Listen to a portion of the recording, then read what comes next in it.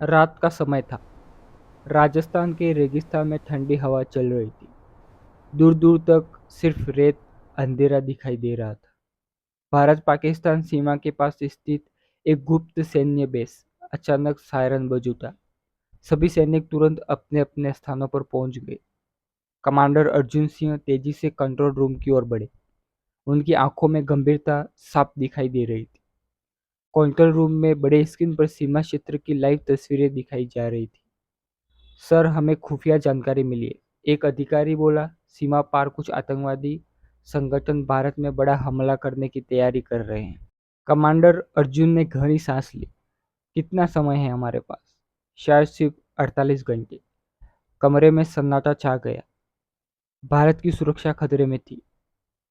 तभी रक्षा मंत्रालय से एक गुप्त आदेश आया। उस मिशन का नाम ऑपरेशन सिंदूर। ऑपरेशन सिंदूर भारत की सबसे खतरनाक और गुप्त सैन्य कार्रवाई थी। इस मिशन का उद्देश्य था सीमा पार मौजूद आतंकवादी ठिकानों को नष्ट करना, उनके हमले की योजना खत्म करना।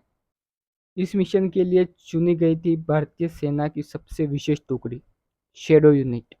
इस यूनिट में शामिल थे major Kabir Rathore, mission leader, captain Aditya, sniper विशेषज्ञ, लेफ्टिनेंट मीरा जो कि ड्रोन एक्सपर्ट थी, हवलदार वीर विस्फोट विशेषज्ञ, कमांडो इमरान, क्लोज क्लॉप्ट मास्टर।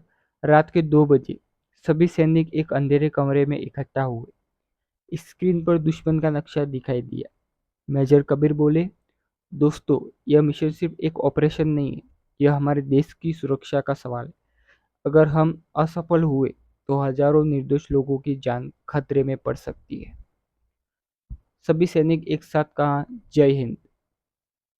सीमा के पार अगली रात हेलीकॉप्टर रेगिस्तान के ऊपर उड़ रहा था।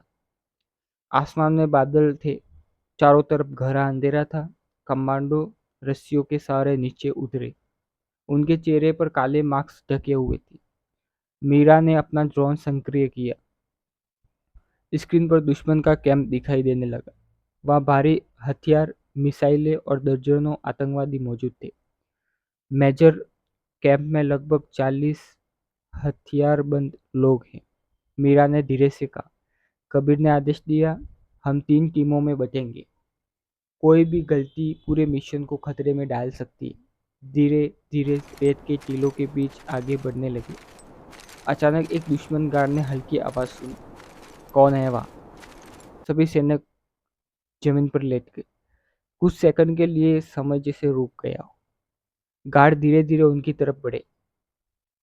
तभी कैप्टन आदित्य ने साइलेंसर लगी राइफल से निशाना लगाया। ठप। गार्ड वहीं गिर गए। मिशन आगे बढ़ चुका था। दुश्मन का गुप्त हथियार। टीम कैंप के अंदर पहुंचती थी। टीम कैंप के अंदर पहुंचती तो उन्हें एक विशाल भूमिगत बम्पर मिला। मीरा ने कंप्यूटर हैक किया। स्क्रीन देखकर उसने चेहरे का रंग बदल गया। मेजर, ये लोग सिर्फ हमला नहीं करने वाले, इनके पीछे लंबी दूरी की मिसाइल भी है। क्या? वीर चौंक गया। अगर वह मिसाइल लॉन्च हो जाती तो हजारों लोगों की जान जा सकती थी।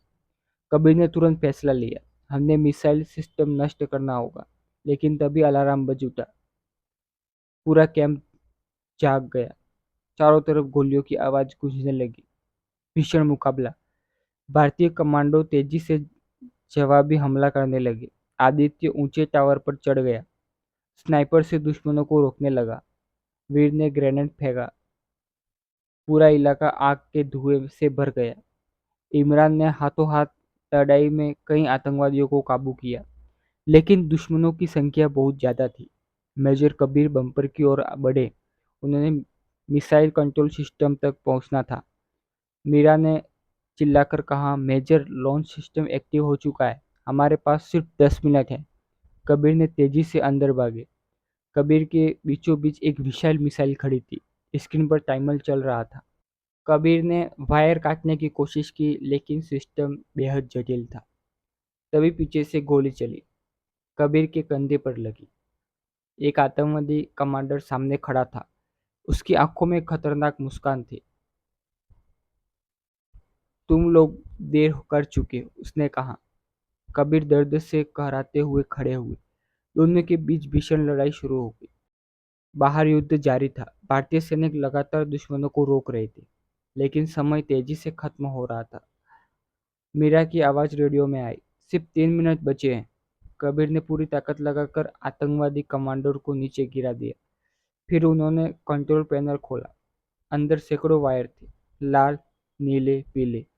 गलत वायर काटने का मतलब था तुरंत विस्फोट। कबीर के हाथ कांप रहे थे।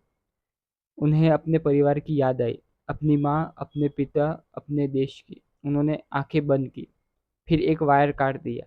कुछ सेकंड तक कुछ नहीं हुआ। फिर स्क्रीन बंद हो गई। मिसाइल लॉन्च रुक चुका था। लेकिन तभी सिस्टम से सेल्फ डिस्टर्ब एक्टिव हो गया। सभी लोग तुरंत बाहर निकलो, कबीर चिल्लाए। पूरा बंकर हिलने लगा। सैनिक तेजी से बाहर भागे। हेलीकॉप्टर सीमा के पास तैयार खड़ा था, लेकिन कबीर अभी अंदर थे। आदित्य चिल्लाया, सर जल्दी आइए। कबीर घायल थे। दौड़ना मुश्किल हो रहा था। पीछे विस्फोट शुरू हो चुके थे। आग तेजी से फैल रही थी। इमरान वापस अंदर जाने लगा। मैं मेजर को लेकर आता हूँ। लेकिन तभी कबीर की आवाज आई, नहीं, यह आदेश, मिशन पूरा हो चुका है। सभी सैनिक रुक गए। उनकी आंखों से आंसू थे। कबीर मुस्कुराए, भारत सुरक्षित है। अगले ही पल पूरा बम्पर विशाल विस्फोट में उड़ गया। आसमान आग की लपटों से भर चुका था। मिशन सफल। कुछ घंटों के बाद भारतीय हेलीकॉप्टर सुरक्षित बेस पर वापस पहुंचा। सभी सैनिक चुप थे। किसी की आंखों में गर्व था तो किसी की आंखों में दर्द। कमांडर अर्जुन ने रिपोर्ट सुनी। ऑपरेशन सिंदूर सफल हो चुका था। आतंकवादी कैंप नष्ट हो चुका था। मिसाइल खत्म कर दी गई। भारत पर होने वाला बड़ा हमला टल चुका था। लेकिन देश ने अपना एक बहादुर सैनिक खो दिया। अंतिम सम्मान। 2 दिन बाद दिल्ली में मेजर कबीर राठौड़ का अंतिम संस्कार दिया गया। पूरे देश उन्हें सलाम कर रहा था। हजारों लोग सड़कों पर खड़े थे। भारतीय तिरंगा में लिपटा उनका पार्थिव शरीर जब आगे बढ़ा तो हर किसी की आंखें नम थी। सेना के जवानों ने बंदूकें उठाई, सलामी शस्त्र। आसमान में गोलियों की गूंज सुनाई दी। कबीर की मां तिरंगे को सीने से लगाया। उनकी आंखों में आंसू थे, लेकिन चेहरे पर गर्व भी था। उन्होंने धीरे से कहा, मेरा बेटा देश के लिए जिया और देश के लिए चला गया। कुछ महीनों बाद सीमा पर फिर शांति थी। धीरे धीरे सूरज उग रहा था। रेगिस्तान की रेत पर तिरंगा हवा में लहरा रहा था। नए सैनिक टुकड़ी प्रशिक्षण ले रही थी। उनमें से एक युवा सैनिक ने दीवार पर लगी मेजर कबीर की तस्वीर को देखा। तस्वीर के नीचे लिखा था, देश की रक्षा करने वालों की कहानियां कभी खत्म नहीं होती। उस सैनिक ने सलाम किया और दूर कहीं हवा में फिर वही आवाज गूंजी, जय हिंद।